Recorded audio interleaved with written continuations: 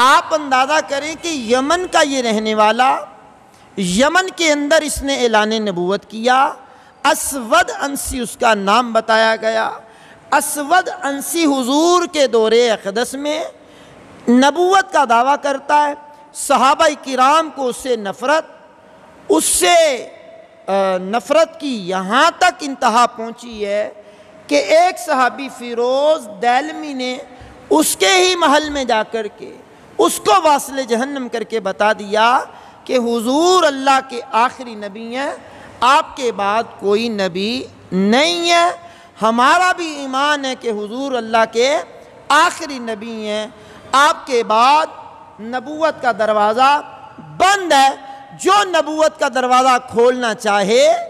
اور اپنے آپ کو نبی کہلوانا چاہے، اپنے آپ کو نبی کہنا چاہے، اپنے آپ کو ذلی نبی، بروزی نبی، چاہے وہ کانا دجال قادیان سے نکلے، چاہے وہ دنیا کے کسی کونے سے نکلے، ہمارے نزدیک قرآن، ہمارے نزدیک حدیث، ہمارے نزدیک صحابہ کے اقوال، ہمارے نزدیک ائمہ مجتہدین کے اقوال، ان کے دلائل کی روشنی میں وہ کافر،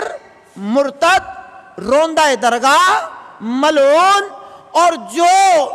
کوئی شک کرتے ہوئے کہے کہ دلیل کیا ہے تیرے پاس نبوت کی، تو وہ دلیل مانگنے والا بھی دائرہ اسلام سے خارج ہے، اس کی بھی اسلام میں گنجائش نہیں ہے۔ کتنا حساس مسئلہ ہے ختم نبوت کا، کتنا حساس یہ معاملہ ہے ختم نبوت کا کہ اس میں ذرہ برابر بھی کمی بیشی اسلام کے ماننے والوں کو گوارا نہیں ہے۔